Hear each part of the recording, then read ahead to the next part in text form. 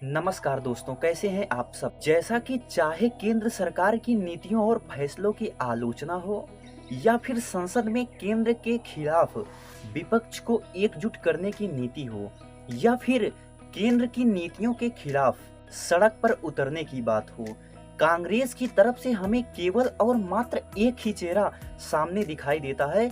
वह है राहुल गांधी का, जो कि केंद्र सरकार का मुखर होकर आलोचना करते रहे हैं। और आपने प्रायः उनके भाषणों को सुना होगा तो आपने देखा होगा कि वह केंद्र सरकार पर निशाना साधते हुए दिखाई पड़ते हैं।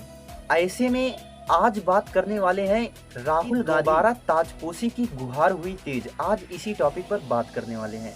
जैसा कि राहुल गांधी भारत के एक बड़ी पार्टी के एक बड़े नेता हैं, हालांकि इनकी बातों का लोगों पर प्रभाव बहुत कम ही पड़ता है, लेकिन फिर भी यह कांग्रेस की तरफ से एक बड़ा और महत्वपूर्ण चेहरा है। ऐसे में जब बात आती है कांग्रेस के अध्यक्ष पद की तो इनका चेहरा कहीं दूर दिखाई पड़ता है। इसी चेहरे को आगे लाने के लिए अब कोशिश की जा रही है। जैसा कि आप लोगों को मालूम होगा कि राहुल गांधी का विचार है कि वह कांग्रेस में युवा नेताओं की एक टीम बनाए, जो टीम कांग्रेस को आगे बढ़ाएगी। लेकिन प्रायः कांग्रेस के शीर्ष नेता इस पर सहमत नहीं है। ऐसे में भारतीय युवा कांग्रेस IYC ने अभी हाल ही में गोवा में संपन्न हुए 2 दिवसीय राष्ट्रीय कार्यकारिणी बैठक में यह प्रस्ताव पारित किया कि राहुल गांधी कांग्रेस के अध्यक्ष पद को पुनः ग्रहण करें। प्रस्ताव को पारित करने की मंशा जाहिर करते भारतीय युवा कांग्रेस के अध्यक्ष PP श्रीनिवास ने कहा कि राहुल गांधी की कांग्रेस का अध्यक्ष पद संभालने के बाद जन विरोधी सरकार से लड़ने में कांग्रेस के कार्यकर्ताओं को ताकत मिलेगी। तो ऐसे में आइए राहुल गांधी के जीवन पर कुछ प्रकाश डालते हैं। साल 2004 का समय था जब राहुल गांधी 34 साल के थे। तब वह अमेठी से पहली बार लोकसभा सीट जीतकर राजनीति में अपना कदम रखा था।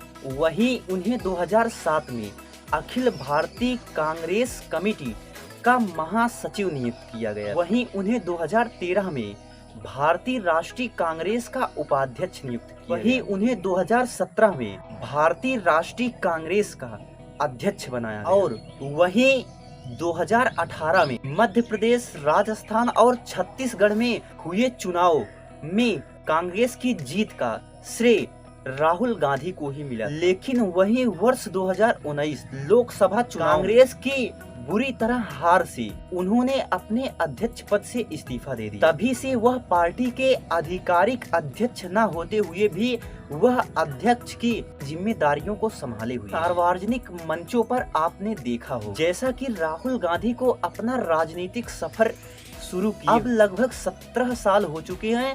यह एक लंबा टाइम पीरियड है। 2019 के बाद से उन्होंने अब तक कांग्रेस के अध्यक्ष पद का कार्य संभाला है, लेकिन अध्यक्ष की सारी जिम्मेदारियां निभाते हुए उन्हें देखा गया। चाहे पंजाब में कैप्टन अमरिंदर सिंह और नवजोत सिंह सिद्धू के बीच खींचातानी में इन्हें अध्यक्ष का पद संभालते हुए ही देखा गया। ऐसे में यह सवाल उठता है कि आखिर आधिकारिक रूप से अध्यक्ष पद संभालने में इतनी हिचक क्यों है? इस सवाल पर पत्रकार कहते हैं कि राहुल गांधी के अंदर अध्यक्ष पद संभालने की कोई हिचक नहीं है, बल्कि वह अध्यक्ष पद से इस्तीफा देने के बाद से ही वह अध्यक्ष बनना चाहते थे, लेकिन परिस्थितियां अनुकूल न होने के कारण उन्हें पीछे रहना पड़ा। लेकिन अब देखा जा रहा है कि युवा भारतीय कांग्रेस के कार्यकर्ताओं द्वारा इनके नाम की घोषणा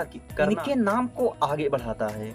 अब कुछ दिन में इन्हें अध्यक्ष बनाया जा सकता है। तो ऐसे में यह देखना दिलचस्प होगा कि आखिर क्या कांग्रेस पार्टी इन्हें अध्यक्ष बनाती है या फिर अन्य को बनाती है। लेकिन प्रायः देखा गया है कि कांग्रेस बाहरी नेता को अध्यक्ष नहीं बनाया जाता है। लेकिन क्या इस बार ऐसा होगा या नहीं होगा, और क्या राहुल गांधी अध्यक्ष बनेंगे या नहीं बनेंगे, क्या माहौल राहुल गांधी के अनुकूल बनेगा या नहीं बनेगा, तो ऐसे में यह सब देखना महत्वपूर्ण हो जाएगा। जैसा कि आप लोगों को यह भी मालूम होना चाहिए कि राहुल गांधी पर राहुल नाम की एक किताब भी लिखी गई। ऐसे में कांग्रेस पार्टी के अंदर चल रहे उठापटक को देखना महत्वपूर्ण होगा। जैसा कि अब यूपी का चुनाव होने जा रहा है, तो ऐसे में यह सब जल्द से जल्द देखा जाएगा। तो ऐसे में यह वीडियो आपको कैसा लगा हमें अवश्य बताएं।